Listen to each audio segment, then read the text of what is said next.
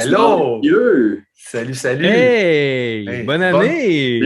Bonne année! Bonne première de la 3e saison, mes beaux messieurs. Exactement. Hein? Vous êtes beaux? Je ne veux pas voler un punch, mais première de la 3e saison, notre invité est de Third Wave. Donc troisième vague, troisième tout vaccin. Est dans tout. On est fous de même, nous autres, à la 3e saison. Ouais. Comme je disais, on avait Thomas avec nous autres de Third Wave. Super épisode, plein de belles anecdotes. On jase beaucoup de café. Il y a vraiment un beau vécu dans l'industrie. C'est super intéressant de jaser avec lui. Maxime, tu étais supposé nous jaser de café. Qu'est-ce qui s'est passé? Explique-nous ça un peu. Je n'étais pas supposé de rien. C'est pas une obligation. Tu ne me diras pas quoi faire. Mais non, j'avais décidé... Monsieur Legault. Non, j'avais pas de chronique en tant que telle. Puis ça a bien coulé quand même. Mais en fait, j'invite le monde qui nous écoute. Si jamais vous avez des questions, des suggestions de chronique, des choses que vous aimeriez que je parle, écrivez-nous. Ça va nous faire plaisir de regarder ça. Puis je trouvais pour le premier épisode de la 3e saison, pas avoir une chronique, garder ça smooth. Je trouvais que c'était bien. Non, puis on a eu un invité qui vaut quasiment une chronique. On a parlé beaucoup de café. Ça un sujet intéressant. Surchargé, c'est ça. Ça a bien vraiment cool. Vraiment un bel épisode. Cool. Puis toi, Fred? Moi, Fred, comme d'habitude. Moi, Fred, comme d'habitude. Moi, je me présente. Non, on poursuit encore l'alphabet, un band qu'on a vu en show. Cette semaine, c'est V. On approche de la fin, oui. On va trouver un nouveau concept. Après ça va être les chiffres de 1 à l'infini. Donc, ça va bien aller. c'est ça. Fait que V, un band cool, des choix intéressants de tout le monde. C'est vraiment le fun. Anecdote le fun de votre part, vous autres. Encore une affaire en duo, là, le couple parfait. Donc, la semaine prochaine, par exemple, le prochain épisode, je veux dire W. J'ai déjà mon groupe. Ça va de plus en plus tough. W. X, c'est quand même facile. Z. Le X puis le Z. Non. Ouais. Mais en tout cas, on n'en parlera pas. On checkera. Écoutez les futurs épisodes. Moi, j'ai en tout cas mon Ben qui va commencer par 1 quand tu vas commencer les chiffres. Okay, c'est sûr. Là, je veux dire. Parfait. Ah non, mais j'ai un groupe en 1. Regarde, t'as pas tout un intro qu'on fait là. Était là aussi. Mais c'est ça. Fait que, bref, super épisode. On a eu bien du plaisir. Donc, merci de nous suivre. Allez liker notre page Instagram, Facebook, commentez, mettez des hashtags, mettez des sourires, aimez-nous, commentez, venez poser des questions. Ce que vous voulez, ça va nous faire plaisir de jaser avec vous autres. Donc, un gros merci de nous suivre et d'être là encore pour la 3e saison. C'est super apprécié. Donc, merci. Puis, bonne semaine tout le monde. Merci, bon épisode.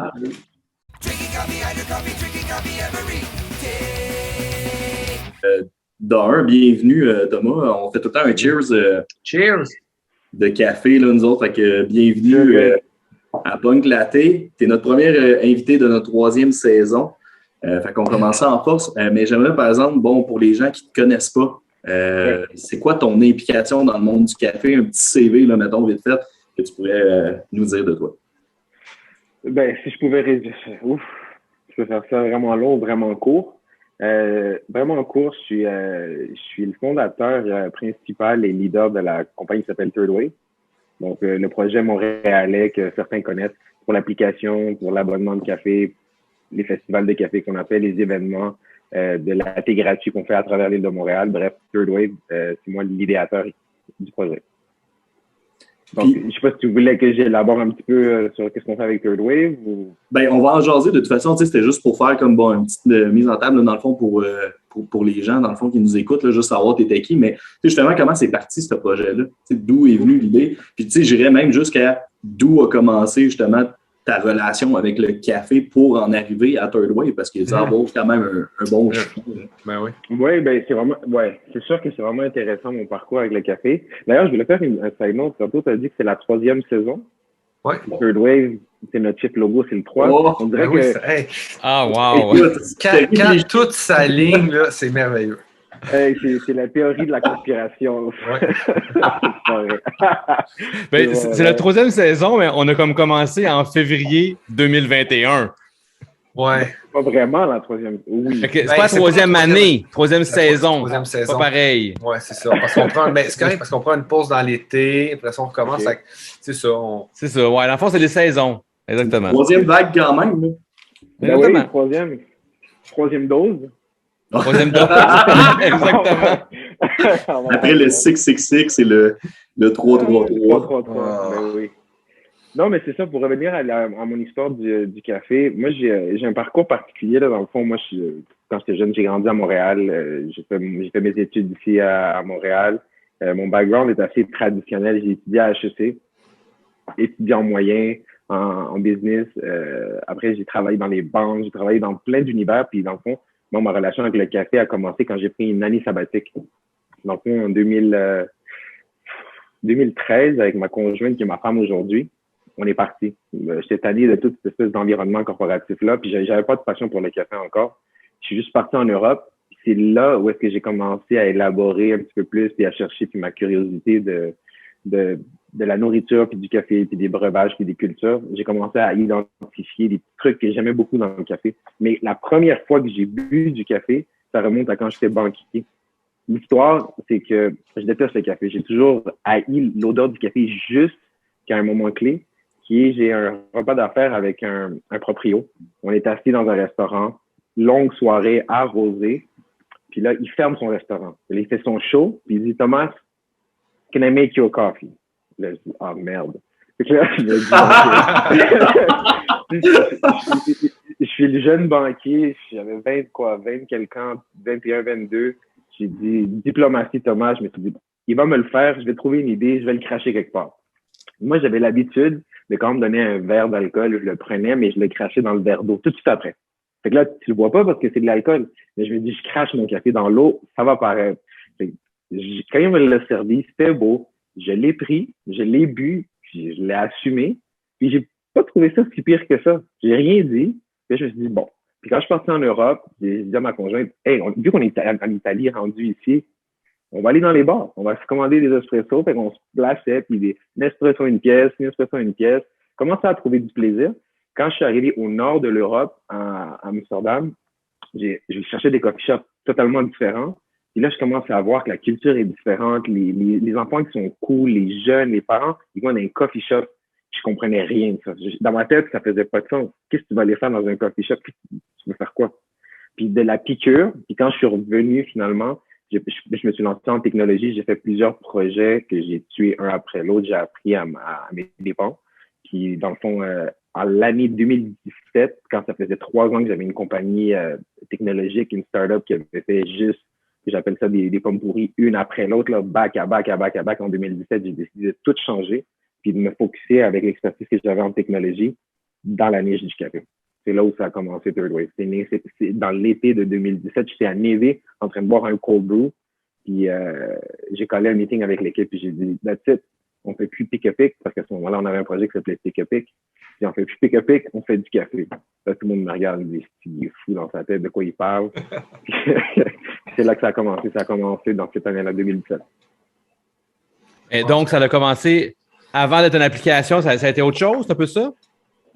Quand ça a commencé, la première chose que ça a été un gros marketplace de café. Dans ma tête à moi, un peu ignorant, je me disais, OK, c'est simple. Je prends des torréfacteurs, ils mettent des cafés en ligne, le monde aime ça le café, je bâtis l'application, boum, on vend des milliers de dollars. C'est exactement ce que j'ai fait, mais c'est exactement ce qui n'est pas arrivé. On l'a bâti, on l'a monté, on l'a lancé, puis il n'y avait pas un chat. Puis là, je me suis dit, wow, on est dans un autre problème.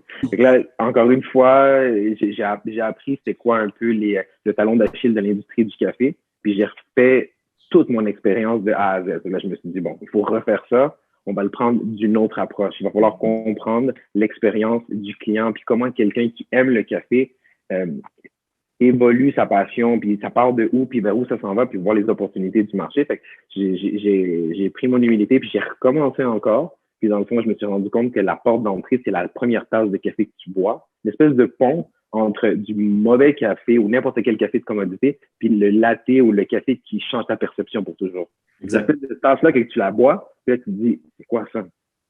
C'est qu'est-ce que tu as mis dedans? Comment tu l'as fait? Ça goûte quoi? Tu fais du café? Puis là, tu commences à poser plein de questions. Puis ce pont de non-retour, je me suis rendu compte que dans le fond, ça se passe dans des cafés indépendants. Une espèce de café. Tout le monde a un café qui a marqué sa vie. Une tasse qui a changé sa perception. Puis là, ça commence. Alors là, quand je me suis dit, bon, c'est le coffee shop, la porte d'entrée, c'est le café indépendant, on va faciliter cette porte-là à plus de personnes. On va créer ce répertoire-là qui va permettre à plus de gens d'explorer. Puis c'est là où est-ce qu'on a tout pivoté, puis on a recommencé à la base, puis on est parti du répertoire jusqu'à aujourd'hui qu'on fait aussi des abonnements de café. Donc, ça a toujours été dans la culture d'aider à découvrir le café. Peu importe tu te trouves où, peu importe t'es rendu à quel stade, ça reste toujours notre mission, t'aider à découvrir le café, puis continuer à épanouir ton amour pour. Puis il y en a qui, avec le temps, il y en a qui sont passés de amateurs de café à barista, à proprio de café, à torréfacteur aujourd'hui. Maintenant, c'est rendu que Zab, c'est un exemple. Zab, je l'ai connu, puis il était barista, puis il commençait à ouvrir ses 2-3 comptes clients avec sa torréfaction Edwin. Tout ce monde-là, là, on a quasiment tous évolué en même temps. Il n'y avait même pas 100 cafés dans le répertoire quand on a commencé. Puis, tu sais, je répertoriais moi-même à la main. Là, aujourd'hui, on a plus que 500. C'est difficile à tenir le compte. Puis, c'est la plateforme que c'est rendu aujourd'hui. Wow. C'est drôle que tu dis Zab parce que mon premier café qui a fait le switch, moi, c'est Zab. Puis c'est Max qui m'avait amené au paquebot. Là, puis ça a été là que j'ai fait comme OK, on est ailleurs. Puis c'est dur après ça de retourner en arrière. Là. Tu peux vraiment comme autre chose, là, mais moi, ça a vraiment été là. Mais je te dis, il y a énormément de café. On s'entend à Montréal. Je pense que ça a grandi puis ça a vraiment bien évolué. Puis quand même rapidement, je dirais, à Montréal. As-tu l'impression que ça tarde un peu en région ou ça commence à suivre un peu? Je l'avais quand même déjà calé. Tu sais, dans le fond, j'ai l'opportunité de pouvoir j'ai beaucoup voyagé dans ma vie avant de commencer à me lancer disons, dans Third Wave. Puis, une des choses que j'avais remarqué, c'est le ratio de café indépendant par capita. Pour moi, c'est un indicateur de l'effervescence de la scène du café. Parce que c'est souvent les cafés indépendants qui prennent les valeurs de l'industrie vraiment à cœur puis qui font du bruit par capita. Puis à Montréal, par capita, c'est une des villes dans le monde. C'est sûr que tu vas avoir des villes en Australie, tu vas avoir des villes en Angleterre. Ça fait partie de la Mecca. Mais Montréal, la scène mondiale, n'a rien à envier. Il y a tellement de cafés indépendants. Juste le plateau rivalise des villes entières dans le monde. Juste par le par capita, il y a 100 quelques cafés sur le plateau. C'est fou, quand tu y penses. C'est incroyable. Puis la région, c'est une question de temps. Une question de temps parce que tu prends la communauté, la culture québécoise, souvent, là, en fin de semaine, on s'en va en région, on s'en va à Sutton, on s'en va quelque part, mais ce monde-là, quand ils arrivent en région ou quand tu arrives dans ton chalet, tu veux un bon café. Ben oui. Fait que là, il y en a certains qui se lancent, qui disent « Hey, il y a quelque chose ici », fait que ça commence peu à peu, puis peu à peu. Puis là, tu vois Laval, tu vois Longueuil, tu vois la Rive-Nord, la Rive-Sud, ça commence à se développer. Là, maintenant, tu vois, même tu te promènes qu'il y a des torréfacteurs parce qu'il y a assez de café pour la demande locale. Donc, le torréfacteur commence à torréfier. Par exemple, il y a Mabiko à Sutton, que c'est un couple dont la torréfactrice, c'est une japonaise, puis sa torréfaction, elle est plus du style japonaise, avancée, léger, c'est très goûteux. Moi, j'adore, c'est un de mes torréfacteurs préférés, puis elle est à Sutton. Elle a commencé comme ça. Puis tu sais, t'as plein d'histoires comme ça au Québec, là. Fait que, oui, ça tarde, mais en même temps, c'est ça l'effet domino qui se crée avec la région. Mais à mon avis, ça va juste continuer. Là. On le voit que ça s'en vient. Comme Seb avait plus dans le nord, dans le bout de Saint-Jérôme, Saint-Sauveur, tout ça, qui tarde un peu plus, versus l'Estrie, qu'on dirait que ça, c'est effervescent. Il y en a comme beaucoup qui poussent. Sud, Estrie, c'est quand même bien développé. Là, dans le nord, bon, il y a le Koi, pain chez Seb, tu as White Café, des affaires de même, des places comme ça, puis des petits cafés au Lodge, tout ça, mais ça s'en vient. On dirait que ça si on recule, tu sais, en 2022, Saint-Henri, qui est quand même un gros joueur, a commencé, je pense, en 2011. En 2013, il n'y avait pas grand monde. Fait que ça fait à peine, grosso modo, 10 ans que ça se développe. Fait que c'est quand même court comme... c'est jeune comme industrie. Oui, c'est très jeune. Ouais. Ben, nous, à chaque année, depuis qu'on répertorie les cafés, il y a une moyenne de 100 nouveaux cafés par année. C'est sûr que quand la COVID est arrivée, ça a tout freiné. Ça a instantanément, ça a paralysé. C'est quasiment comme si ça fait un plateau. Mais là, je te dirais que j'ai l'impression aussi qu'on s'en va vers la fin de cette espèce de folie-là. À mon avis, ça va reprendre du poil de la bête. Parce que le monde va vouloir dépenser, le monde va vouloir aller dans les cafés. Puis le café, c'est comme ta troisième place. Il y a une théorie qui dit third place. Puis t'es chez toi, t'as ton travail, mais t'as besoin d'un troisième lieu où est-ce que tu socialises. Puis je trouve que le café de jour, c'est un peu comme le bar de nuit. C'est là où tu vas hang out, on est cool, soit tu travailles, soit tu vas avec tes amis. Puis tu sais, ça commence tôt, hein. tu vois les jeunes de Concordia, McGill, c'est sûr que l'Université de Montréal, ils ont moins de cafés dans leurs environs, mais tout ce qui est le centre-ville, là, ça passe leur vie dans les cafés, là, toute la journée. Oui, de plus en plus. Puis, en effet, tu sais, parce qu'avant, à part, je veux dire, il y a un certain temps, là, on va revenir à ce qu'on parle souvent, mais il y avait un Tim Hortons, c'était Tim Hortons. On allait à l'école, on allait chez Tim Hortons. C'était comme ça le wake-up pour passer ton cours de philo. Là. Mais aujourd'hui, il y a quand même plus d'options. Puis, la différence de prix vaut la peine justement parce que c'est un produit de qualité. Puis, ça fait en sorte peut-être que tu abuses moins aussi, je dirais, du café, mais tu le savoures plus. Parce que je me rappelle, justement, à 2 piastres le café, là, à un moment donné, tu abuses, mais tu le savoures pas, tu le prends juste pour l'effet. 2 piastres, là, t'avais le gros fond dégueulasse. Torréfaction foncée. Oui. mais tu sais, c'est bien quand même qu'il y ait des Tim Hortons, parce que tu le veuilles ou pas, il faut que tu commences quelque part avec ton palais.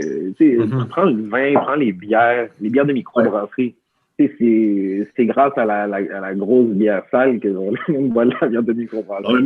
Faut que tu prennes. Puis le vin aussi, la SAQ, même maintenant, c'est le point parce que les cafés indépendants ou même les boutiques indépendantes offrent aussi des vins nature, des vins locaux. C'est grâce à ça aussi là, qu'on arrive à rentrer de commodité à spécialité. Fait que, je pense que c'est bien, ça aide à tracer un chemin, puis il y a encore beaucoup de chemin à faire. Là. Honnêtement, on est même pas commencé la pointe de l'iceberg. C'est rien. Quand tu fais des calculs, je pense que tu n'as même pas une pénétration de la communauté québécoise, même pas 5% de la communauté qui boit du café de spécialité. Ah non, mais clairement. Mais, excuse-moi de te couper, Seb, mais tu sais, je repense à votre calendrier que vous avez sorti. C'est quand même 25 jours, 25 roasters par calendrier, mais c'était pas toutes les mêmes sur tous les calendriers. Fait que c'est quand même fou l'offre qu'il y avait, la possibilité qu'il y avait, c'est incroyable. Oui, il y en a 37, puis on s'est limité. On s'est limité parce qu'à un moment donné, notre force à nous, c'est beaucoup utiliser la technologie puis innover comment on pourrait dire ça? C'est innover grâce à la technologie, mais aussi aider à rendre ça accessible. Puis des fois, c'est difficile. Et c'était difficile, à un moment donné, on a dû couper à 37, on s'était limité à 40 parce que tu imagines le jus de coude que ça prend. Juste pour la logistique que les calendriers sortent, tout beau, tout bien cadré. Ça a été... tout le monde a sacré pendant quasiment 2 semaines. On a passé nos nuits au bureau. Mais oui, il y a tellement de monde. Puis, tu sais, on a reçu beaucoup de demandes des environs. Ottawa, Toronto voulaient être dans le calendrier, mais la première édition, on voulait vraiment la faire québécoise. La garder à 100% québécoise. Je me souviens au début de Third Wave, une des premières choses qu'on s'est fait bâcher puis on s'est fait ramasser. Puis j'aime ça les prendre avec comme d'en face les commentaires négatifs parce qu'au final c'est constructif. C'était quand on a lancé la plateforme, c'était en anglais. Parce qu'au début, tu lances ton produit, c'est une application, c'est un site web, tu le mets sur l'Apple Store, tu le mets en français. Tu vas être un peu. Il n'y a personne qui va le trouver. Tu fais dans le monde, c'est ça. C'est ça, fait que c'est dur. Puis là, tu te dis, bon, t'as pas beaucoup de ressources, puis tu veux prendre un bet sur une langue. On adore le français, mais je dis, personne ne va nous trouver si c'est en français. Fait que là, on l'a fait en anglais, puis on s'est fait critiquer. Fait que là, je me suis dit, OK, tu sais quoi? Le marché a raison. Si on est pour s'assumer de où on vient, c'est quoi? On va payer le prix, mais on va apprendre à mettre de l'avant le français versus l'anglais. C'est pour ça que l'abonnement, même si on l'envoie au Canada, c'est en français. Ton étiquette est en français. Puis ici, ils nous demandent la traduction, ça nous fait plaisir. En ligne, c'est les deux. Mais ton étiquette, ton emballage, tes remerciements est en français. Puis on s'est dit, bon, on va faire un calendrier, on va faire des torréfacteurs québécois. Il y a plein de monde qui était à l'extérieur du Québec qui ont dit, c'est vraiment cool. On a hâte que ça vienne dans notre ville. Puis je vais c'est faisable. Ah, c'est bon. C'est une anecdote, ça. Mais c'est quand même cool. C'est très cool. Que juste avec les torréfacteurs du Québec, déjà là, même il faut que tu fasses une sélection. C'est-à-dire que justement, la demande est là.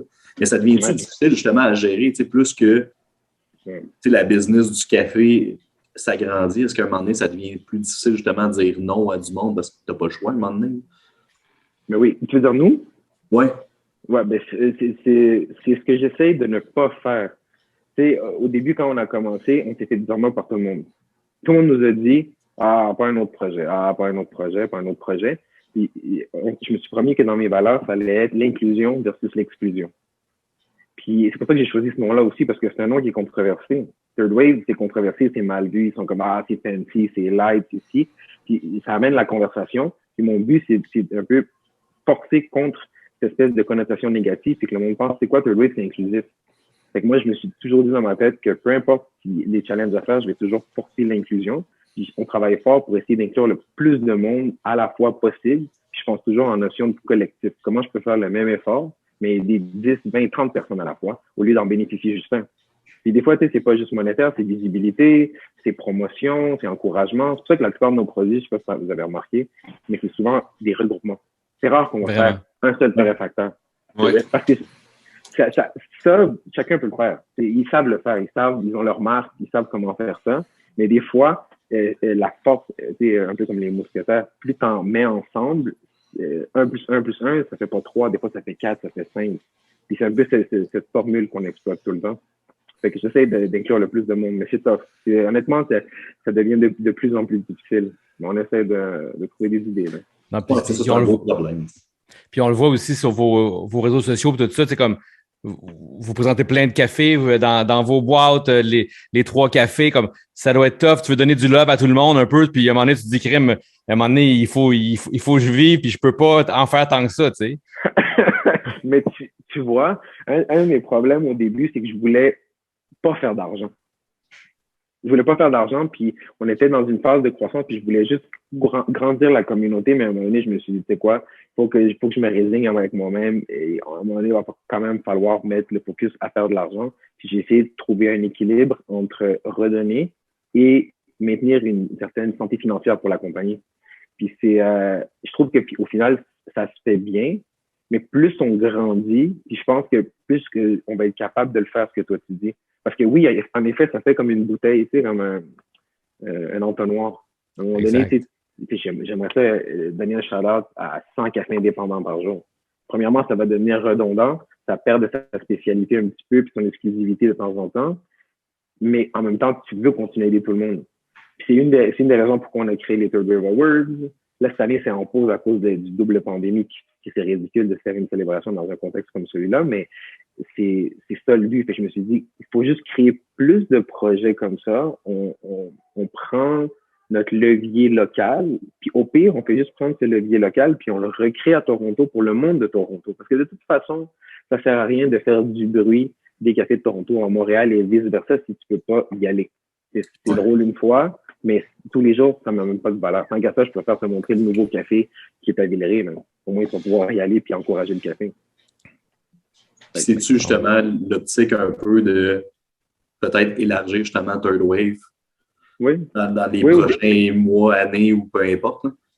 Oui, nous, en 2009, là, c'était notre plan. C'est notre plan. On était prêt à commencer à mettre de l'avant la scène des cafés indépendants dans toutes les villes puis de répliquer notre formule.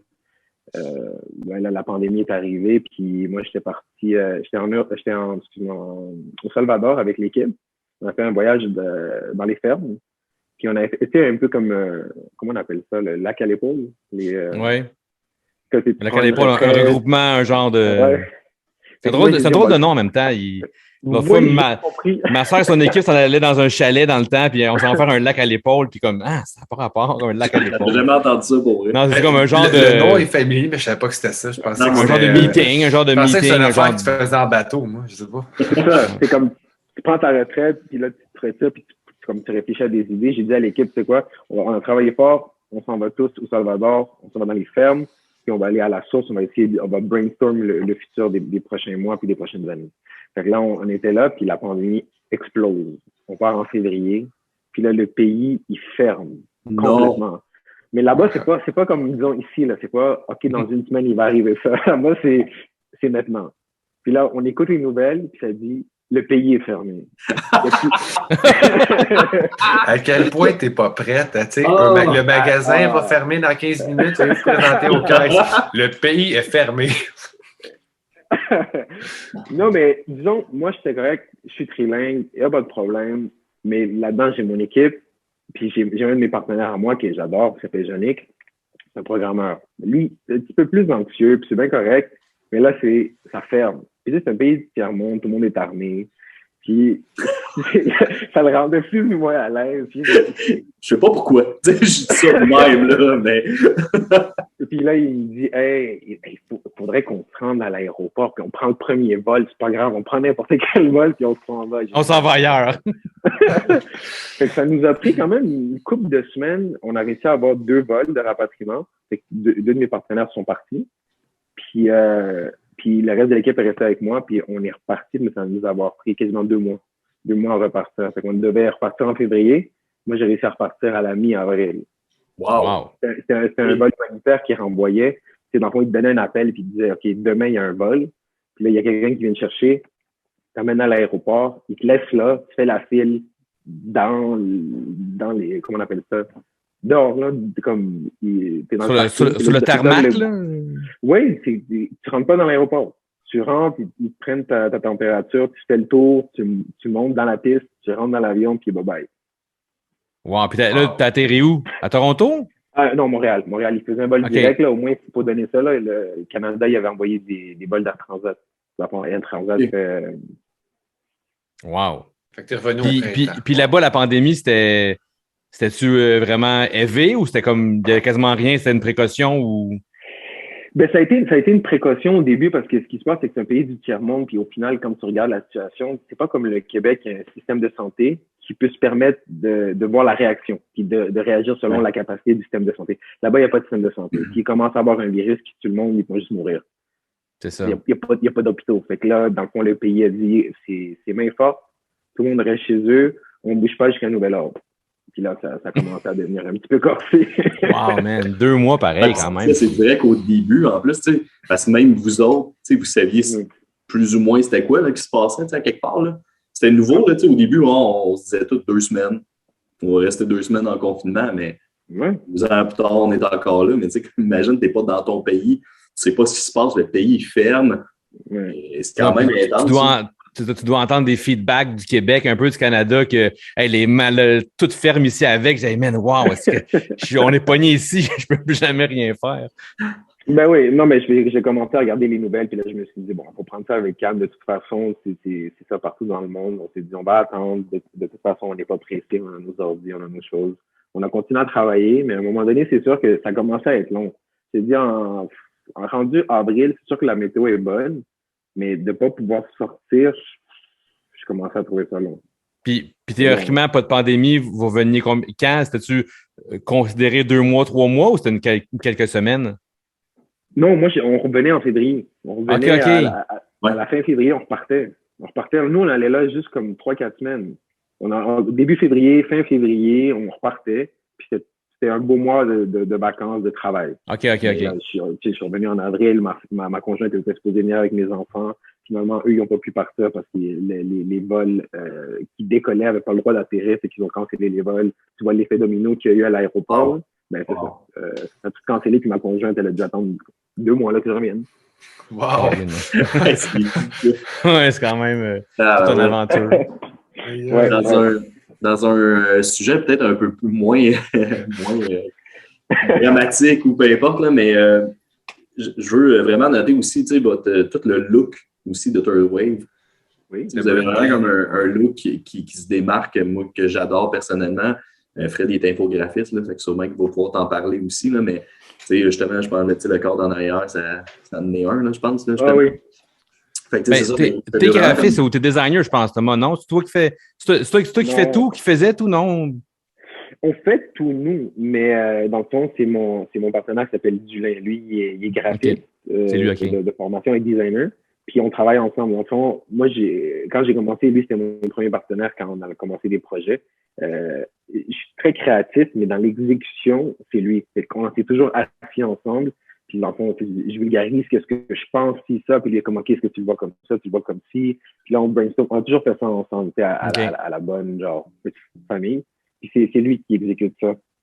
Mais non, c'est ça, c'est vraiment un travail d'équipe. Non, puis c'est vraiment bien fait, vraiment cool. Puis c'est le fun, comment vous avez réussi à avoir votre petit look un peu cartoon aussi, tout ça, puis de refaire toutes les sacs, de faire tout ça. Comme, sérieusement, je suis designer, puis j'en fais des affaires, je suis dans l'Illustrator tous les jours, puis c'est de la job en salle que vous avez, là, comme vous travaillez fort, là, pareil, même toutes les poses que vous faites, la petite typo tout le temps cool, comme, gars, c'est bravo. Là.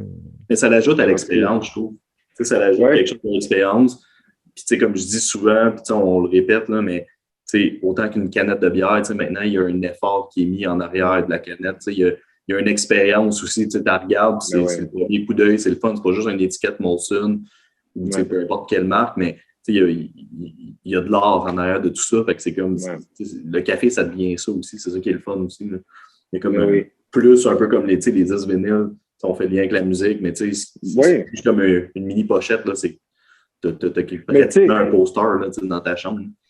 Moi, je me dis d'un point de vue vendeur, à chaque fois que quelqu'un s'arrête pour lire quelque chose ou regarder, même l'application, l'application elle est gratuite, en soi, elle coûte rien, mais ou même le contenu qu'on va mettre coûte rien en soi, mais au final, tu t'arrêtes quand même, puis on va te prendre 10 secondes de ta vie. Fait que, je me dis, tant qu'à te prendre 10 secondes de ta vie, au moins que tu aies un plaisir visuel, quelque chose qui te divertit, parce que sinon, si je viens d'enlever 10 secondes de ta vie, tu les auras jamais, puis finalement, ça va t'avoir fait chier.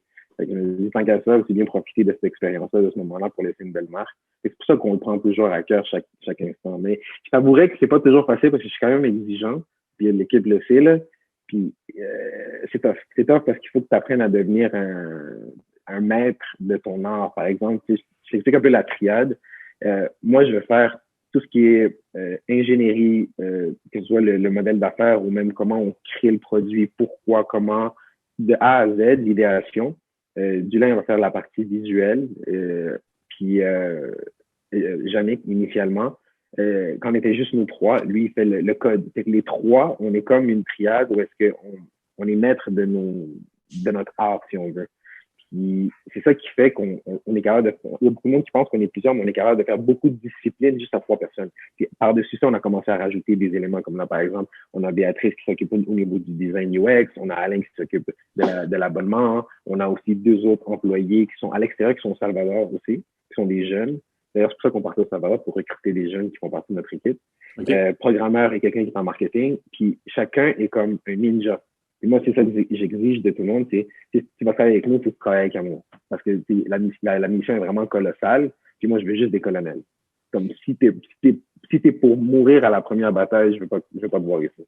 J'ai besoin de quelqu'un qui j'ai confiance, que je peux m'assurer que s'il va à la guerre, il va pas revenir, comme je dis là, une jambe amputée avec une pied dans le cul. Mais comme, moi, ce que je veux, c'est des colonels qui reviennent, qui ont des batailles, qui gagnent des batailles, qui comprennent l'effort qu'il faut faire, puis qui n'ont jamais sacrifié la qualité.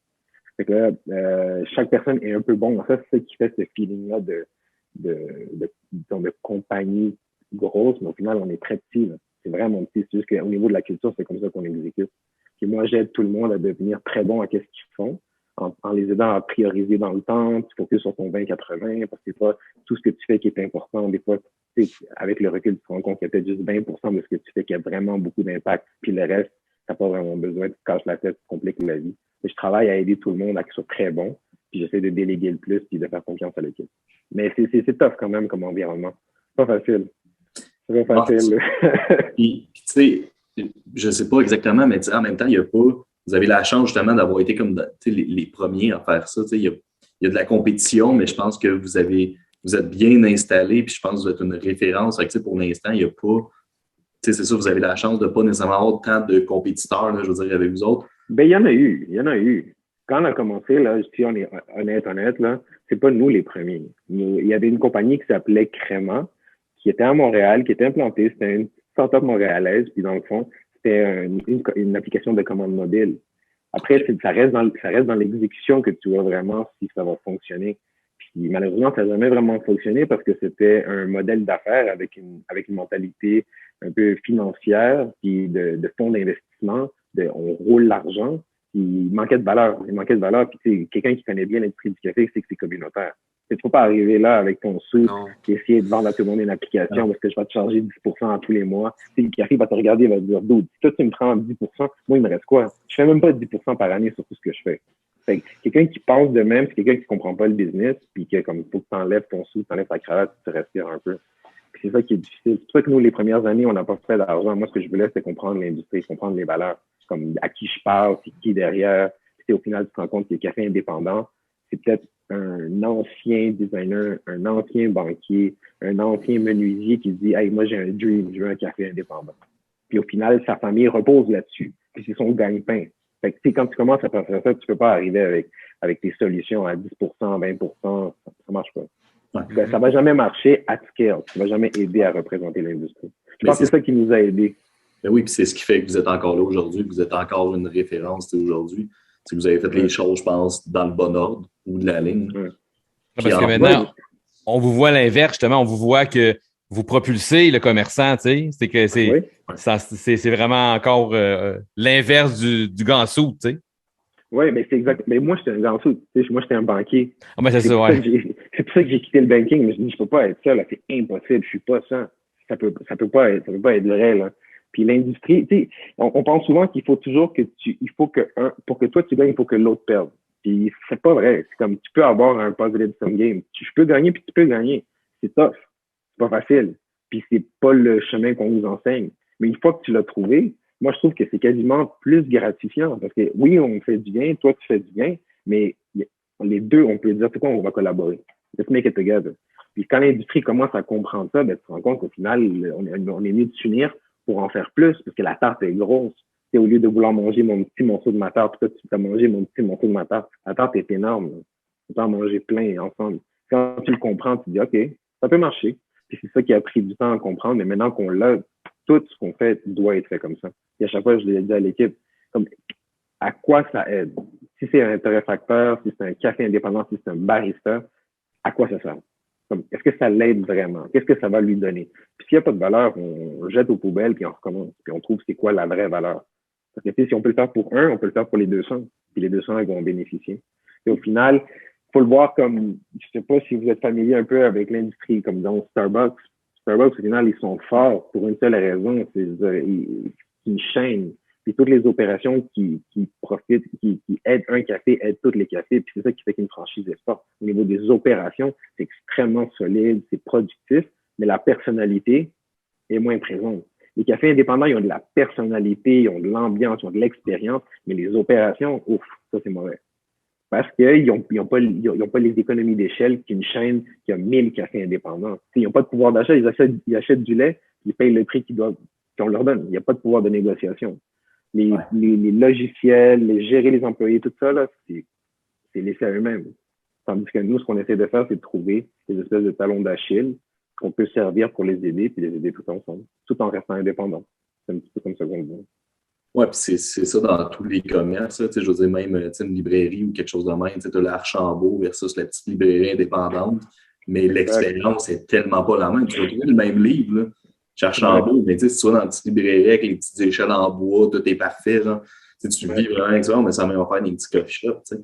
Sauf que le café ne sera pas pareil. Non, le café ne sera pas pareil, mais je veux dire, l'expérience en soi, le sourire de la personne qui est là, je ne dis pas que les employés de chez Starbucks, il y en a des sympathiques aussi, mais tu sais, je veux dire, tu as comme l'impression de rentrer chez vous quasiment dans un café indépendant. Tu sais, souvent, ils vont même finir par t'appeler par ton nom. Là. Tu sais, quand tu y retournes, il y a vraiment comme plus une expérience. Mm-hmm. C'est ça, c'est pas évident, là, je veux dire. Exactement. Celui qui s'en va à Seattle, qui rentre dans un Starbucks, il va dire, OK, mon Starbucks va goûter la même chose qu'à Montréal. Mais nous, on va peut-être vouloir chercher le petit café cool de Seattle qui va goûter différent de Montréal, qui va avoir l'expérience de Seattle. Tu sais. Va goûter le exactement. Non, mais c'est exactement ça. C'est exactement ça. C'est nous, et puis c'est ça la quête de l'espèce d'explorateur des cafés. C'est dis, hey, je vais goûter le café ici, je vais voir qu'est-ce que ça va donner. Puis on a tous un peu cette curiosité-là. Des fois, c'est surprenant, des fois, c'est décevant, mais au moins, en tant que consommateur, on est toujours tolérant. Parce que tu vois le côté humain derrière le barista, mais c'est ça qui est le fun, c'est ça qui fait le charme. Je vais être honnête avec vous, là, des fois, je vais dans des cafés, le café n'est pas bon. Ben, je dis, c'est pas grave. Là. Je vois que le barista, il vient de commencer, c'est tough. Il a mal sorti son shot, le café file, t'as faim, c'est la fin de batch, il l'a servi pareil. Tu les vois, mais c'est pas grave. Tu les aides. Mais oui, tu le vois. C'est sûr que quand tu vas dans un Starbucks, tu sais que ça va être identique. Mais ça va goûter la même affaire. C'est plate.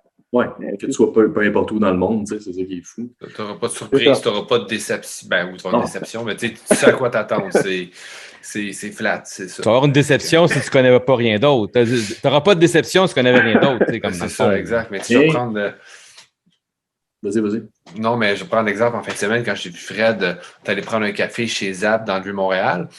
Et puis c'était le fun, on rentre là, c'était très relax, il n'y avait personne, c'était mort. Il y avait personne dans Montréal, puis il faisait vraiment froid en plus.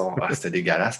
Puis en sortant de là, Émilie de chez Café Sans Filtre, elle m'écrit « Hey, ça tente-tu de passer? Là, on fait une dégustation de Zoéclos. » Zoéclos? Oui, c'est ça. Fait on laissait ça tente-tu de passer prendre un café, on va écouter. Fait que je fais un petit détour, je vais prendre un café, jase avec. Tu sais, 2 cafés complètement différents. Juste le fun, jaser avec eux autres, goûter du café, après ça repartir. Tu sais, c'est ça qui est le fun. Tu peux pas faire ça dans 2 Starbucks différents, ça goûter la même affaire. Là, tu as le choix. Tu as une panoplie. Non, puis tu n'auras pas le temps de jaser, tu n'auras pas le temps d'en savoir sur la personne. Non, c'est ça. La personne, après ça, tu vas l'appeler par son nom. Là, comme tu vas, comme tu dis, Thomas, c'est un peu comme Gad, tu rentres chez quelqu'un ou Max, tu rentres chez vous. Là. Mais c'est Seb qui disait ça. Mais par exemple, Starbucks, ce que je vais te donner, c'est moi, aussi, j'étais allé en Europe, puis en 2008 à peu près, je pense, la première fois que j'ai été. Mais j'étais arrivé à Berlin, puis j'ai pris un Starbucks, mais c'était quand même autre chose que le Tim Hortons. C'était comme le game changer un peu pour OK, il y a d'autres choses. Puis oui, OK, c'était des saveurs là, épices d'automne. Mais ils l'ont eu. Mais il y avait le latte quand même, un peu plus fancy. Tu avais des laits végétaux. Tu avais quand même une recherche, je dirais, quand même un peu plus, dans le sens que à l'époque, on retourne dans le temps, il n'y avait rien d'autre. Je veux dire, puis il y avait quand même plus de saveurs. Moi, personnellement, je dis tantôt, c'était Zab, le premier café, mais je dirais le premier café qui m'a quand même fait aimer le café vraiment, je dirais, c'est Starbucks. Ouais. Je vais aller jusque-là, mais je parle en 2008. Il n'y avait pas tant de café indépendant, il n'y avait pas tant une culture. On n'était pas enseigné, on n'était pas. C'était pas la même chose. T'sais. C'est quand on est allé à Boston ensemble, Seb? C'était en 2000. Dans ces années-là, à peu près. 2008, à peu près. C'était pas 2009? 2009, ouais, dans ce coin-là. Ouais. Puis, tu sais, on allait chez Starbucks parce qu'à Boston, il y en a plein. Puis, c'est juste ça qu'on connaissait. Puis, on buvait ça. C'était comme un peu notre chemin d'entrée, si tu veux. Je ne sais pas que ça n'a pas été le point de non-retour, là, clairement pas, mais c'est ça qu'on connaissait. Puis... Mais c'est pas mauvais. Mais tu sais, en soi, moi, j'en ai bu des Starbucks quand j'étais en Europe aussi. Là, j'en ai bu en masse. Puis, honnêtement, on peut pas dire que c'est pas buvable, parce que pas buvable, c'est pas ça. Là. Tant qu'à moi, il y a des cafés chez McDo qui sont pas buvables. Mais Starbucks, c'est mal pris. Tu peux le boire, là. Je vais pas mourir. Mais à un moment donné, tu te dis, OK, mais tu peux avoir encore plus que ça, puis tu peux avoir de l'expérience, puis même les repas que tu peux avoir sont intéressants, les décors. Ce qui est sûr, c'est les décors. Moi, ce que j'aime pas chez Starbucks, c'est les décors. Je comprends pas pourquoi c'est encore comme ça le décor, parce que aux millions de dollars qu'ils ont, là, ils sont capables de faire un petit peu mieux que ça. Mais les boissons sont fiables. C'est comme quand tu es mal pris, tu es dans une zone que tu connais pas.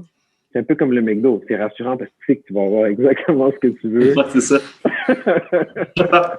Ton cortado va goûter le cortado quand même, tu sais. Oui. Puis les proportions vont être bonnes, puis ils vont te comprendre. Le jargon va être le même. Tu sais, il y a des pays, tu rentres, tu ne connais pas la langue. Tu fais quoi? Par contre, chez Starbucks, ça se peut qu'ils se trompent en écrivant ton nom. Il y a juste ça, par exemple, le problème. Mais souvent, c'est nous autres qui ne donnent pas le bon nom. On aime ça s'habituer avec ça, nous autres. Est-ce que vous avez donné des faux noms des fois? C'est quoi le nom? Je me suis souvent appelé Godaille. Au States. Au States, en Allemagne aussi. En Allemagne. Mais ça, je veux dire, pas au Québec. Non, à Boston, Didier, ils ne connaissent pas ça. Ils comprennent pas. Ils l'appellent Deer. Deer. Ça, c'était New York. Deer. Ou sinon, en Allemagne, avec ça, c'était drôle. Je me suis juste appelé Guillaume, qui n'est pas mon nom, mais pour un Allemand, dire Guillaume à voix haute, c'est quand même assez drôle, honnêtement. Gaillon. C'est pas des lettres qui disent 0-0. Fait que j'essayais de trouver un nom bien ordinaire, mais que je trouvais quand même drôle. Mais quand je m'appelle Godaille, ce que je trouve le plus drôle, c'est quand ils me demandent de l'épeler en plus. Fait que moi, je prends le temps de leur épeler. Genre, là, tout le long, c'est comme, faut que je reste sérieux. Je peux pas comme partir à rire, mais c'est mes petits bonheurs. Ça leur fait pas mal, mais moi, ça me fait du bien à nous. Mais là, tu racontes ça, en fond, tu étais quand même allé souvent chez Starbucks, de ce que je comprends. Pas tant, c'est ça. Pas tant, mais c'est le genre de choses qu'on pourrait faire, pas tant pour prendre le café, mais hey, on va aller dépenser 3-4 piastres, acheter un café juste pour changer de nom. C'est ça, juste pour trouver un nom bizarre. C'est le genre de choses qui nous fait rire à nous. Mais c'est parce que, à une époque, justement, on faisait des road trips, mettons New York, Boston et compagnie. Puis encore là, c'est des années, mettons, 2009, 2010, dans ce coin-là. On ne connaissait pas tant de café de spécialité. Moi, je ne le connaissais pas du tout, on va dire. Puis, oui, on y allait plus souvent parce que justement, on se disait, OK, c'est quand même fiable, Starbucks, fait qu'on allait souvent là. Mais on n'avait pas la curiosité encore, je dirais. C'est venu comme plus tard, cette curiosité-là, qui a tout changé, à vrai dire. Tu parles de road trip. Dans le fond, tu ne m'avais pas dit c'était quoi votre background. C'est-tu de la musique aussi? Non, quand je dis road trip, c'est juste pour le plaisir. OK. On allait voir des shows, des fois. T'allais voir des shows, mettons. À New York, show à Boston. Vous en tournée, puis... Non, juste un voyage, dans le fond, juste dans le char, un voyage en char, là, dans le fond. OK. On partait une couple de jours, mais non, moi, je suis intervenant, il est plombier, fait qu'on est pas... Fred, il a un plus gros background musical, moi, j'ai eu des bands, on n'a pas fait... je dirais pas que j'ai un background musical vraiment, là, je dirais pas jusque-là, mais... Non, mais Fred, il a joué avec des bands quand même connus, son band a quand même tourné, là. Okay. J'ai pas mal. Au Québec, tourné au Québec. Ouais. Mais dans les années 90, là, c'était... On ne peut pas minimiser, mais il a quand même joué. On peut savoir c'est quoi? Mon groupe, ça s'appelait My Big Wheel dans le temps. Okay. Du punk rock. On a ouvert pour des bands comme Blink, MXPX. C'est ça qui dit ça de même pour Blink. Non, pour Blink, mais quand même. Les premières années qu'ils venaient ici, quand ils n'étaient pas connus, là, dans des petites salles comme le Underworld, des places comme ça, là, puis des petits shows, mais pour nous, c'était déjà gros. Là, mais oui, c'est cool. C'est ça. Mais j'ai pas pu boire de café à travers le monde avec mon band. On buvait des petits cafés au backstage des Faux-Phone électriques de les années 90. Au Madrid, quand on allait ça à 20. C'est ça. Ça va être le temps. On va faire un petit tour de table. Dans le fond, à chaque épisode, on présente toujours un café qu'on boit dernièrement, puis un band qu'on écoute. Je ne sais pas si tu as le temps d'en trouver un, mais on fait tout le temps un petit tour de table. Puis je vais commencer avec Fred cette semaine, si tu veux nous présenter ça. Qu'est-ce que tu écoutes? Moi, ce que j'écoute, finalement, regarde, j'ai mis ça ici. Rancid, justement. Let's Go. Il est bon. Album double, j'adore ça. En fond, gars, je pourrais dire que ça a été un des top 5 albums peut-être qui m'a fait revirer, pour virer, comme découvrir le punk aussi un peu dans ce temps-là. C'est ça. Rancid, je l'écoute souvent, je ne m'étonne jamais, je l'écoute, j'ai beaucoup de souvenirs. C'est un CD à un moment donné que j'ai eu, que je pense que j'ai déjà compté, un de mes premiers chars qui avait un CD. Pas le premier, en tout cas. J'ai mis ce CD-là dedans, puis mon auto, je l'ai loué 4 ans. Puis pendant 4 ans, j'ai eu ce CD-là dans mon auto tout le temps. Tu sais, comme, ça veut pas dire qu'il jouait tout le temps, mais j'avais un CD, puis c'était lui. Tu sais. Fait que c'est super cool. Puis ce que je bois, attends, gars, c'est drôle parce que j'ai eu les petits. On les voit dessus. Les petites cartes, le petit calendrier de l'Avent, mais moi, je l'ai comme acheté comme celui juste 12 jours, tu sais. Fait que j'ai acheté celui après Noël ou un peu, ou juste, non, pas après Noël. Tu l'as eu avant Noël, mais tu as commencé à le boire après Noël parce que tu l'as ouvert à Noël. C'est ça, exactement.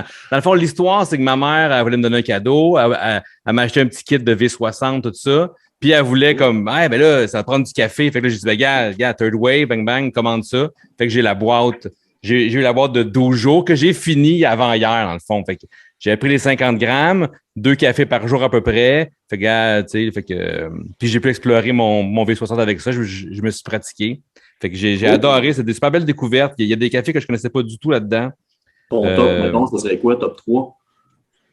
Top 3. C'est dur à dire. Ouais, j'ai eu 2 fois. J'ai eu le lanterne là, de Mathieu là, que j'ai. C'était lequel? Il était déçu ou il était bon? Il était bon. On met de la pression. Le Blue Ayarza. Le Blue Ayarza, c'est un beau café, ça. Exactement. Puis j'ai découvert le Moving Coffee. Moving Coffee, je ne connaissais pas eux autres. J'ai vraiment aimé ça. Puis je pense que je l'ai eu 2 fois, je pense. 3 fois, 2 fois. 3 fois, je pense que c'est exact. Ouais, 3 fois pour de vrai, je pense. Ah ouais. J'ai même mes 3 cartes, c'est super belles. C'est comme des cartes de hockey un peu, j'ai garde pour ça, moi. Moi aussi, ben, moi, je les ai gardés, mais mon gars, il voulait, fait qu'il joue avec. Il écoute. Bah. J'ai beaucoup aimé le Ambro. Oui, il était bon, celui-là. J'aime beaucoup son branding. J'aime beaucoup le branding. C'est super cool. C'est l'avec que j'avais jamais écouté. Super bon. Puis il y en a que je connaissais, tu sais, Brûloir, je le connaissais déjà, celui-là. Trafic aussi. Trafic, je le connaissais pas, celui qui nous a donné le Dimtu Tero. Ben, je sais pas si j'ai prononcé. Ben, ils sont tough leur nom à tout le monde. Ça n'a pas d'allure. C'est exactement ça. Colin. Mais c'est super cool. En tout cas, le concept est débile. C'est vraiment le fun. Puis j'ai déjà hâte à l'année prochaine de voir comment vous allez gérer ça. Puis là, celui-là, on va prendre le 24. Là. 25. Ah, c'est 25? C'est 25. Non, mais le 25, c'est le cadeau. C'est qu'on a rajouté un cadeau pour Noël. OK. Fait que tu avais 24 cafés. Oui. Le 25, c'était la fiche? C'était quoi le cadeau? Non, c'était un cadeau, c'est un autre café surprise parce qu'on s'est dit, tu vas avoir 24 cafés, tu te réveilles Noël, tu n'as pas de café. C'est pas vrai. OK. 25, oui. C'est qu'on a revendiqué le statu quo du calendrier de l'Avent. On a appelé ça le calendrier de Noël. C'est bon. OK. Ouais. Mais c'est vraiment cool. Ouais. C'est super le fun. Toi, Max, qu'est-ce que tu bois? Qu'est-ce que tu écoutes ces temps-ci? Je commençais avec ce que je bois. Ben, il y a deux choses parce que je te dirais, cette année, ça commence en force. J'ai eu du café à Noël. Puis vu que je me suis acheté un nouveau moulin dans le temps des fêtes, ben, je me suis dit, je vais acheter plein de café pour l'essayer, de m'amuser. Fait que je me suis ramassé avec comme 6 sacs de café début janvier avec ce que je m'étais acheté et ce que j'ai reçu. Donc, je vais vous parler de Dead Simple. J'en ai déjà parlé. Le Gilberto, super bon. Je suis content d'avoir commandé encore cette année. Puis dans ma petite boîte que j'ai reçue de ma belle-maman, que j'aime beaucoup, le Café Sans Filtre faisait des boîtes de dégustation. Puis on m'a acheté une boîte. Il y avait un trafic, le Millennium. Je ne l'ai jamais goûté. Je pense que c'est un nouveau café qui teste ou qui s'en vient. Vraiment bon. Mais c'est rare des petits sacs de même, trafic aussi. Oui, c'est ça. C'était des 150 grammes. Il y avait comme 3 cafés, 3 ou 4, parce que il y avait Kujira, super bon, trafic, Escape aussi. Pour vrai, c'est vraiment super bon. J'ai un petit sac de décaf lanterne dedans aussi. Fait que c'est vraiment des belles boîtes. Mais le Millennium, je viens de le finir. C'est celui que j'ai bu en dernier. Puis vraiment, là, super bon. L'année commence en force, je trouve, à date. Je pense que 2022 va être solide pour le café. Ouais. Puis ce que j'écoute, j'ai ressorti ça cette semaine. C'est NoFX de Decline. Écoute, je l'écoute pas souvent, mais pour ceux qui connaissent NoFX, cet album-là, en fait, c'est une chanson. C'est ça, t'écoutes l'album ou la toune, tu sais? T'écoutes la toune, parce que c'est ça. La toune dure 18 minutes 22. Comment qu'il y a en vinyle? La toune est de deux bars ou l'autre bar, t'as rien? Il y a un bar, l'autre côté, c'est Clams Have Feelings Too. C'est une autre chanson. En fait, je pense même pas si j'ai déjà écouté l'autre côté. J'écoute juste comme celle-là parce que la toune est super bonne. Puis c'est Seb qui m'avait donné ça, cette vinyle-là. Je sais pas si tu te souviens dans quelles circonstances, Sébastien. Moi, je m'en rappelle. Non. Non. Moi, ta première machine à café automatique. Ah oui. Oui, mon père avait une machine, c'était... j'ai oublié la marque. DeLonghi. Oui, c'est ça. Il me l'a donné. Elle a dit « Ah, cool, elle va mal. » J'ai tout défait, j'ai nettoyé, je l'ai réparé. Je me suis servi un peu, finalement. Je ne l'aimais pas tant que ça. Fait que j'avais déjà une machine espresso. Fait que j'ai dit « Seb, je te la donne-moi des vinyles en échange. » C'est le premier vinyle que tu m'avais donné. C'est cool. Contre cette machine-là. Ouais. Bon, je trouvais que le deal était bon, du café contre de la musique, c'était parfait. Ouais. Tant qu'à l'avance. Je me souviens, par exemple, quand tu as acheté ce CD-là, j'étais avec toi. Oui. Au HMV de Saint-Bruno. Ouais. Puis je me rappelle, on est arrivé chez vous, tu avais mis le CD. Oh, on vient de perdre Thomas. Ah, on perd Thomas. Puis je me rappelle, tu avais mis le CD. Puis la toune a duré 18 minutes. Mais on avait vu que c'était écrit une toune. On était dessus. On était comme, c'est quoi cette affaire-là? Une toune, on ne comprenait pas. C'est ça, finalement, la toune, c'est débile. C'est vraiment incroyable. Donc, c'est ça. Une fois de temps en temps, je le ressors, puis je l'écoute, puis ça me fait plaisir. Oui, et je vais poursuivre en attendant. Vas-y, on va peut-être se reconnecter. Je vous fais signe si se reconnecte.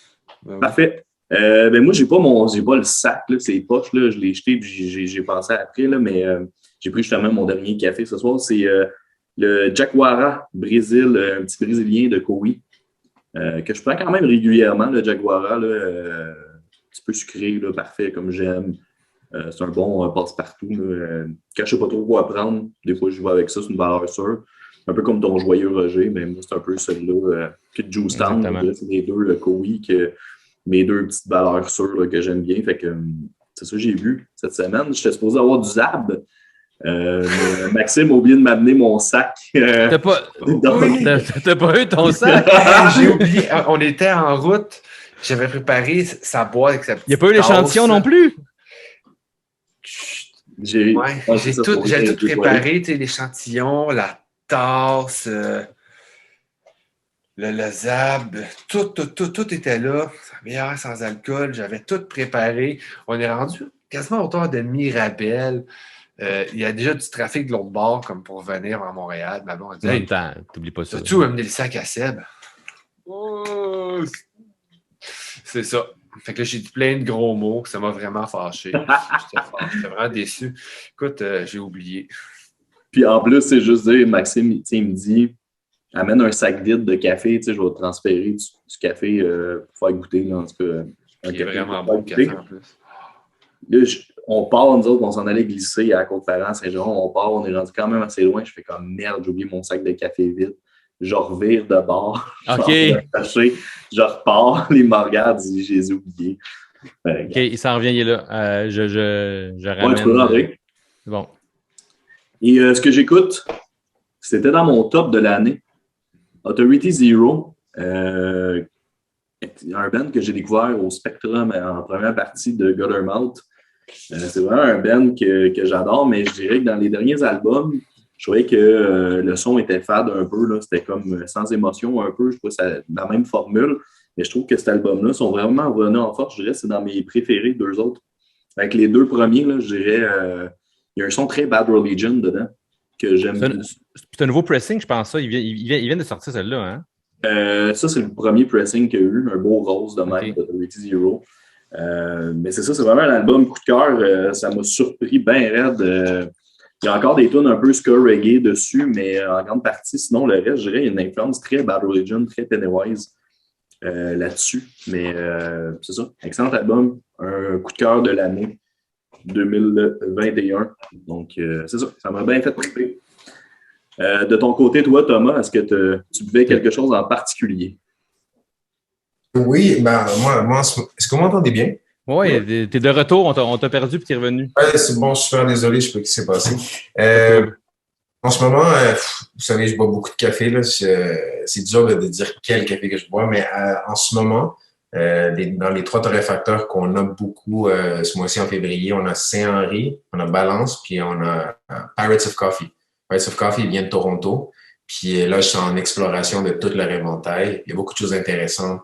Et là, en ce moment, celui que j'aime beaucoup, c'est de la sélection du mois.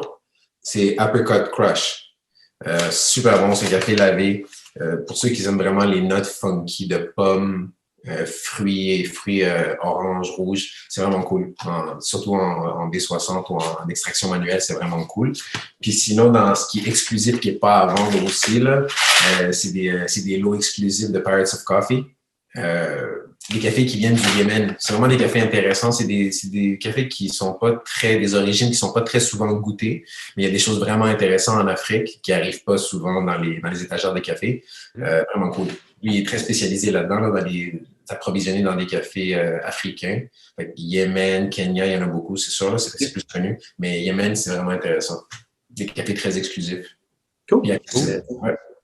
Est-ce que tu écoutes quelque chose sinon dernièrement? C'est juste une anecdote. J'écoute pas souvent la musique ces temps-ci parce que je suis en mode je veux entendre personne. Mais c'était drôle parce qu'on parlait justement la semaine passée avec l'équipe.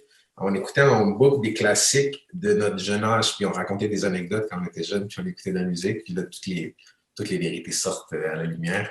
Puis, dans le fond, je me suis rendu compte que j'aimais des groupes punk. Puis là, on m'a éduqué, on m'a school au bureau. Puis là, je me suis fait, ah ben, coudonc, ça a l'air que oui. Fait qu'on a écouté souvent, dernièrement, on écoute beaucoup en boucle au bureau, Simple Plan. Green Day, tu sais, des playlists vraiment classiques. Malheureusement, j'ai pas les vinyles avec moi, mais j'ai une petite vinyle pour vous. Dans le fond, Simple Plan, Green Day, des chansons en boucle, Good Charlotte, comme comme des classiques vraiment nostalgiques. Puis je me remémore quand j'avais des chemises hawaïennes avec mon petit look skater. Fait que c'est vraiment cool, ça, de réécouter les classiques. J'allais vous dire, vous qui êtes des fans de vinyle, je ne sais pas si vous saviez, mais il y a un café à Québec qui se spécialise en vinyle. Je pense que Société secret, Société des loisirs. Ouais. Des loisirs, ouais, qui fait les vinyles, ouais, c'est ça. Ouais, c'est super intéressant. La boutique est vraiment belle. Je ne sais pas si vous avez eu la chance d'aller, mais un petit road trip à Québec pour ça, là, ça vaut la peine. Non, je leur ai parlé récemment, moi, parce que mon groupe de musique que j'avais dans les années 90, on va faire un de nos albums en vinyle, puis je leur ai parlé pour le procédé, comment ça fonctionnait, tu sais. Ah, pour la production? Donc, puisque là, nous, on l'a fait en cassette et en CD. Dans les années 90, c'était comme plus ça vers la mode, vers les mi-90. Fait que là, vu que le vinyle est revenu, ben là, on aimerait ça. Fait que là, on a refait un mix différent. Fait que là, on veut le faire en vinyle, puis on aimerait ça faire au Québec. Puis là, ce qui est le fun avec des places comme eux autres à Québec, il y en a 2 à Québec, il y a le vinyliste puis eux autres. Ils peuvent faire des petites quantités, tu sais, 100, 150, pas besoin d'en faire 1000, tu sais. Oui. Parce que j'en vendrais peut-être pas 1000, tu sais. Question, vous les faites jouer chez vous? Vous avez des vinyles chacun? Oui. Ouais. On a des tables tournantes, ouais. Est-ce que vous avez rien à me recommander? Parce que moi, ma conjointe est fan de musique, puis elle adore ressortir les vinyles, les CD. Peut-être que je pourrais m'en procurer un si vous me dites. Et ça, c'est tellement. C'est comme les machines à café, tu sais. Arrêter, non, mais s'arrêter sur un modèle, tu sais, c'est tellement fou, c'est tellement vaste. À ce point-là. Moi, je me suis fait donner la mienne d'un oncle qui ne l'utilisait plus. Tu sais, une vieille Harman Kardon, une vieille des années 90, justement, que je l'ai amenée dans une boutique, qui l'ont toutes comme retapé un petit peu, qui m'a coûté comme 40 pièces à retaper, puis qui fait la job en masse, plus que la job, tu changes l'aiguille, tu changes la cartouche, puis des fois, pour en avoir une plus, puis dans les cartouches, je peux en avoir à 80 comme à 500 pièces aussi, là, tu sais, dans les aiguilles. Mais tu peux acheter 9 aussi maintenant. T'en as tous les prix, là. Seb serait bon. Seb, peut-être hors ligne, il pourrait peut-être te conseiller, je sais pas, là. Mais... OK, c'est bon. Mais j'attends des recommandations, ça serait cool. J'adorerais avoir un vidéo. Mais on va t'envoyer ça par courriel, on t'enverra ça une liste. Oui, Sébastien, toi, tu as une table, quand même, neuve. Tu l'as changé récemment, ta table. Moi, j'ai une Fluence RT85, c'est une compagnie canadienne. Plateau en acrylique. Moi, j'ai une vieille table tournante des années 70 qui marche super bien. Fait que... Ça dépend du son que t'aimes, ça dépend. Puis souvent, là, comme ça. Ça dépend de beaucoup de choses. Ça prend un ampli pour quand tu as une table tournante, ça prend des bons speakers, ça dépend de ton setup aussi. Ça prend des bons fils, ça n'a plus de fin. Okay, mais c'est exactement comme... Le café, c'est comme tu disais. Oui, exact. Tu commences avec un truc, puis il te faut tout l'équipement, les finales. Ah oui, non, c'est fou. Si tu veux, écoute le premier épisode de notre podcast, puis maintenant, puis je pourrais te dire que c'est que j'ai comme machine maintenant versus il y a 1 an, comment que ça tout a changé. Fou, j'ai passé 4 grinders, j'ai tout passé, puis là, comme, je pense que je peux m'ouvrir un café, tu sais. Fait que... OK, cool. Hey, vous m'avez donné envie de m'avoir un vinyle. Là, je pense que je vais faire ça. C'est le nouveau trip. On va faire ça au bureau. Ben c'est ce qui est le fun. Excuse-moi, Seb, quand t'allais au paquebot samedi, justement, tu sais, là, il y a la petite table à vinyle, on est arrivé, change de tune, met un vinyle, c'est comme, juste ce beat-là, comme, c'est trop cool, tu sais, là. C'est le fun, hey, j'aime ça. Gêne-toi pas, si t'as des questions, écris-nous, peu importe, là. On va essayer de t'aider. Mais c'est chaleureux comme le café, tu sais, pour moi, un vinyle, on dirait, il y a comme de quoi, tu prends, une machine, mettons, manuelle, c'est que tu prends le temps de faire ton café, tu prends le temps de t'installer, de faire ton petit setup, sans même en faire un vinyle, tu sais, c'est pas juste sous le CD là, c'est que tu le sors, tu le nettoies, tu le mets, tu places ton aiguille, mais sans même en faire avec la préparation d'un café versus quasiment l'écoute d'un vinyle. Un peu moins long mettre un vinyle, on s'entend, mais quand même, c'est comme juste de prendre le temps de faire les choses. Puis je trouve que en 2022, depuis bien des années, je trouve qu'on prend plus le temps de faire les choses, justement, parce que tout va vite. On est dans une génération très fast-food. Il y a de quoi qui ne fonctionne plus, on le change, on le remplace, tout le kit. Mais justement, je pense que l'univers du café, l'univers de la musique, des vinyles, c'est juste de s'arrêter 2 secondes puis de prendre le temps. Pas juste de mettre un CD dans un char puis de garrocher en arrière. Non, tu le mets, tu l'écoutes jusqu'à la fin. Même faire ton café, tu le manques, tu vas le refaire. Tu vas prendre le temps, tu vas changer tes setups, tu vas t'ajuster. Je trouve qu'il y a quelque chose dans vivre le moment présent, chose que quand on y pense, on ne le fait pas tant que ça dans le quotidien. Je trouve que c'est quelque chose qui manque, que les gens devraient faire. Après ça, on est anxieux, on est ci, on est ça. Ouais, mais quand est-ce que tu prends ton moment présent? Ouais. Tu sais, quand tu fais ton café le matin, je pense pas que tu es full anxieux. Là. Non, c'est ça. Mais ça l'est pour vrai, tu sais, c'est ça. Puis chacun, tu sais, si t'aimes le café, bien entendu, si t'aimes pas le café, ça sera pas thérapeutique, mais tu sais, quand t'aimes ça, quand c'est quelque chose d'important pour toi, je pense que tu t'appliques, puis justement, tu veux t'améliorer, fait que tu focuses, c'est ça, tu connectes avec ce que tu fais, puis je pense que c'est important, mais le vinyle aussi, pour moi, c'est quelque chose qui amène ça. C'est cool. J'aime ça. Je prends des notes. Je vais partir avec une nouvelle passion. Une application. Aussi, cool. Hey, Fred, c'est à ton tour, dernière chronique de la soirée. Je te laisse la parole pour expliquer un peu et commencer. Ben ouais, chronique, comme d'habitude, nous, à chaque épisode, on sort un band qu'on aurait vu en spectacle qui commence par une lettre de l'alphabet. Là, notre 3e saison, on achève l'alphabet. On est rendu à V, qui est assez tough. Pour moi, c'était assez tough. Mais je vais monter le vinyle ici pour le monde qui sont sur YouTube. Le band, c'est A Vulture Awake. Le vinyle est vraiment beau. C'est un super beau pressing. Le vinyle est vraiment cool. Signé en plus. Ouais, ben quand je suis allé justement, le spectacle que je les ai vu, c'est au Music for Cancer, un festival qui est à Sainte-Thérèse, au village, ma ville natale en plus, à côté de l'église où j'ai été baptisé. Puis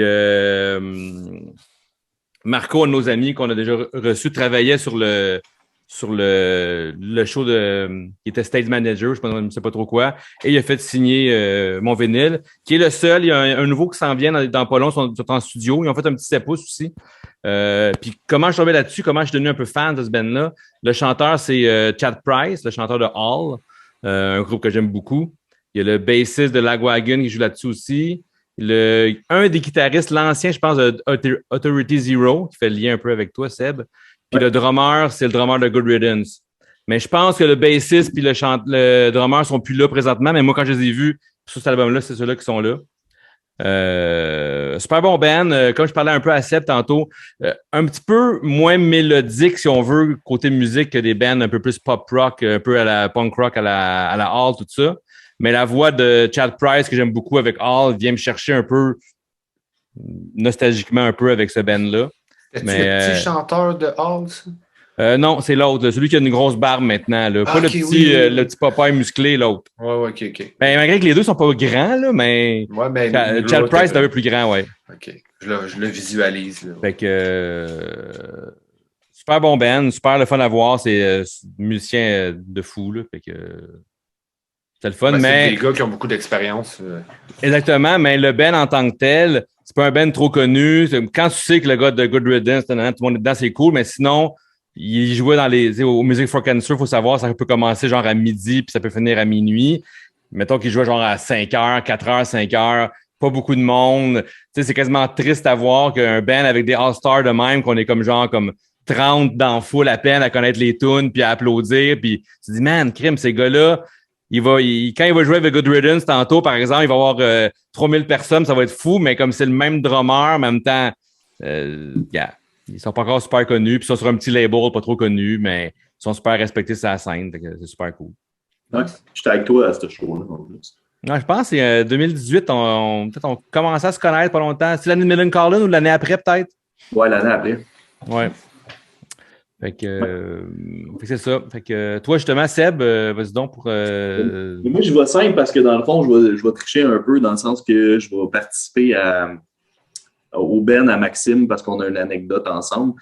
Mais V, j'avais le goût de présenter un Ben québécois, un Ben pour moi qui ont un gros impact sur la scène québécoise, des vulgaires machins. Ben québécois, punk, rock, franco. C'est ça, avec des super de bons textes, très politisés, très sarcastiques, à connotation très sociale, mais en même temps, des fois, des tunes vraiment juste loufoques.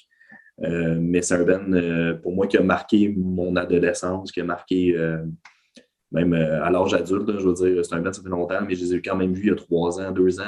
Il y a 3 ans à Victoriaville, la dernière fois que je les ai vus. J'ai eu la chance de faire de la photo. Puis c'est ça, devant le stage, j'étais collé sur le stage à prendre des belles photos d'eux autres. C'est vraiment cool, c'est une belle expérience. Mais c'est un band qui m'a toujours suivi, j'ai toujours aimé ça. Ça a été comme le premier band franco aussi. Je me suis ouvert comme à la musique francophone, mais punk, là, je voudrais dire, parce que, comme j'ai déjà dit au premier épisode, c'est France d'amour. C'était quand même francophone. Mais reste quand même que c'est comme le premier band dans le genre francophone qui m'a vraiment ouvert. Puis après ça, j'ai découvert les Bérurier Noir, je veux dire, Pénélope et compagnie, toutes des bands un peu autres franco, mais c'est vraiment les Vulgaires Machins qui m'a ouvert sur l'aspect plus français du punk rock. Puis il y a un coffret hein, qui s'en vient d'eux autres, justement? Ou... Il y a un coffret qui est commandé de tous leurs albums en vinyle avec un vinyle supplémentaire des premiers démos qu'ils ont fait. L'album acoustique, il y a un livre aussi avec l'histoire du groupe qui vient dans le coffret. C'est une belle pièce. Ouais. Es-tu plus abordable que celui d'MXPX qui n'était pas achetable? Oui, je pense que c'est comme 170. Ah, mais ça a quand même de l'allure. Pour 7-8 vinyles, plus un livre, plus des bonus, plus une couple d'affaires, là, mais non, ça va être de l'allure. OK, cool. Ouais. Génial. Fait que, ben Max, vas-y donc avec votre anecdote, comme d'habitude, là, gang d'anecdotes. L'anecdote, en fait, on va pas revenir à l'anecdote que je suis tombé à terre. Ah oui, parce que moi, je ne l'ai pas en vinyle, ce groupe-là, mais c'est Vision, un band qu'on avait vu, Sébastien et moi, à New York avec H2O et Wisdom in Chains. Un show incroyable. Puis Vision, c'est un groupe que j'avais connu un peu étant plus jeune, quand j'étais adolescent. Je n'avais jamais vraiment porté attention. Je ne les avais jamais vus en show. Ça n'avait jamais donné. Mais je savais que j'aimais ça. Et quand j'ai vu le show, j'ai vraiment capoté. C'était incroyable. Vraiment un band que j'adore. Puis malheureusement, quelques mois après le show, le chanteur s'est suicidé. Puis le band s'est dissous. Fait que 2 semaines après le show, je pense. Ouais, je pense que c'est ça. Fait que je suis content de les avoir vus. Vraiment, c'était vraiment fou. C'est vraiment un bon show. Super bon band punk rock. Là, j'ai adoré. Ouais, puis moi, je me rappelais, je ne savais même pas c'était qui de nom. Je les ai vus, ça a été un gros coup de cœur. J'ai vraiment trippé solide. Puis quand je me suis commandé ce vinyle-là, je me suis rendu compte que je pense que c'est la tune Close Mind qui commence l'album, était sur une compile de Punkorama. Puis dans le fond, c'était une des tunes que j'écoutais souvent, mais je me souvenais juste plus que c'était eux. Je sais qu'ils étaient venus avec Melancholine, là, je pense qu'on avait peut-être 15-16 ans. J'avais pas pu aller au show, mais apparemment que le show était débile, puis eux autres étaient là. Ouais. Puis juste anecdote, je sais qu'on en a déjà peut-être parlé vaguement, mais je sais que c'était dans ce trip-là à New York. Si vous allez à New York, prenez le temps de chercher des bons restaurants, des bons coffee shops, parce que les coffee shops, on avait trouvé, on est allé chez, on a trouvé quelques-uns. Je me rappelle, j'avais acheté un sac chez Stumptown qui était vraiment bon. Oui. Vraiment. Quand on est rentré au show, j'avais mon sac de café. Puis là, la fille, la gardienne de sécurité, elle me fouillait. Puis je sais quoi ça? C'est un sac de café. Je trouvais ça bizarre un peu que je rentre avec mon sac de café, mais. Ouais, puis t'avais ton grinder, puis t'avais tout ton. Non, mais j'avais toujours mon sac de café de main pendant le show. Puis quand j'allais dans le vide, je donnais mon sac à Sébastien. Tiens, mon sac de café, là. Au lieu d'être un casse de bière, nous autres, c'était 2 tasses de café là, avec la paille direct. Je connais pas ça, Vision. Mais c'est excellent pour eux. Surtout cet album-là en particulier, là, mais je dirais. C'est-tu sur un label qu'on connaît, quelque chose comme ça ou non? Ou... Juste un peu, tu sais, un label qui s'appelle Epitaph. Ah, ça en plus, non, ouais, je suis bien illettré ici. Non, mais il y a tellement de bands, tu t'en échappes. Ouais, je sais, mais. Surtout à ton âge. Hein. Ouais, c'est ça. Thomas, ton côté, as-tu vu un show, un band, quelque chose qui commence par V ou on s'en va trop loin? Honnêtement, j'ai pas vu beaucoup de shows dans ma vie. J'en ai vu peut-être quelques-uns, mais un groupe que j'aurais aimé vraiment voir en show. Il y a un groupe que j'écoutais beaucoup quand j'étais à l'université, puis ça marque beaucoup une période nostalgique de ma vie. Et puis en plus, le rythme musical est quand même assez nostalgique. Ça veut dire quelque chose? Probablement que oui. C'est un groupe new-yorkais qui s'appelle Vampire Weekend. Ah, ben oui. Oui. Très bon.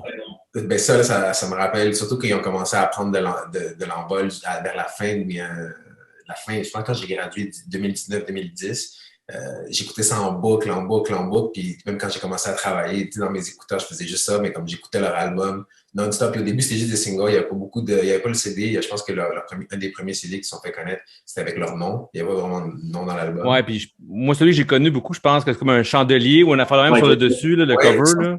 Ouais, cet album-là, je l'ai écouté, là, c'était effrayant, là. Ah, puis c'est bon, puis la mélodie et tout, c'est très instrumental quand même, puis je trouvais ça vraiment bon. J'aurais aimé ça les voir en vrai. Si j'avais à choisir, je pense que j'irais les voir. Ouais, j'ai jamais vu eux autres. Bon choix. Mais c'est drôle parce que, justement, on arrive au bout de l'alphabet, puis on pense pour recommencer en A avec les bands qu'on aimerait voir peut-être dans le show, tu sais, un jour qu'on n'aurait jamais vu. Fait qu'il faudrait te réinviter pour le V. Mais ouais, c'est un band. Écoute, ouais, j'avais oublié ça. J'ai jamais vu en show, moi. Fire Weekend. Je pense pas que j'ai vu. Ben, en fait, je Peut-être connais un même pas festival, ça, là, peut-être, là, mais mais... j'ai réécouté. Ouais. C'est cool quand même, comme c'est mélodieux. Moi, j'aime bien. Là, Ouais, c'est accrocheur, là. ouais, c'est vraiment accrocheur. Ouais. Pour terminer, dans le fond, juste les gens, mettons, qui veulent s'acheter une boîte découverte, ils veulent l'application. Bon, les applications, c'est sûr, c'est sur n'importe quel téléphone, là, tu peux la trouver. Tu tapes juste Third Wave, là, puis ça sort, là, c'est quand même facile. Mais sinon, si les gens veulent une boîte, où ils peuvent aller, comment ça fonctionne, si tu veux juste peut-être les guider un peu, là, puis en quoi ça consiste, peut-être aussi la boîte. Là. On a parlé tantôt là, de boîte découverte, là, mais peut-être juste en glisser un mot en quoi ça consiste en même temps. Bien sûr, bien sûr. Dans le fond, c'est vraiment facile. Tu as juste à aller sur le site web thirdwave.coffee, donc TH3. Il faut faire attention, il n'y a pas de I, c'est un 3. TH3RDWAVE.coffee. C'est notre site web. Donc, tu vas sur le site web puis tu peux t'abonner. C'est assez facile. Là. Ça fonctionne sur une formule d'abonnement. Donc, tous les mois, on fait une sélection de café. Puis, on envoie à domicile le café selon le palais des membres. En ce moment, on a 4 types de profils qu'on dessert. Donc, ça va du très fruité jusqu'au plus corsé et riche. Puis, selon ce que tu aimes, on s'assure que le café va être à ton goût.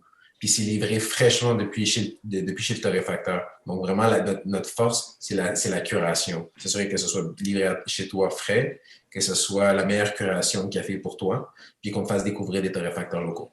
Donc, à chaque mois, tu as ta boîte, les abonnés sont super contents, puis on refait ça à chaque mois. Donc, thirdwave.coffee. Puis ce qui est le fun, c'est que si tu l'as jamais essayé, tu as 25% de rabais sur ta première boîte. Fait que c'est le fun. Si t'aimes pas ça, ça coûte pas cher. Non, puis il y a bien du monde qui je parle des fois, puis qui me dit « Ah, j'ai essayé ça », puis je n'ai pas entendu personne qui était déçu. Jamais. Non, mais ben, il y a une déception. La déception que j'entends le plus souvent, c'est j'aimerais ça coûte moins cher. Mais ça, c'est ben ça, oui, mais ça arrive souvent chez les gens qui font l'espèce de switch avec le café de spécialité. Ouais. Il y a une différence entre j'achetais mon café chez IGA, ça me coûtait, mettons, 10$ pour une livre, puis là, tu te ramasses, mettons, des fois, un petit sac, 20$. C'est sûr qu'il y a une différence de prix, mais quand tu regardes ça globalement, c'est pas super cher.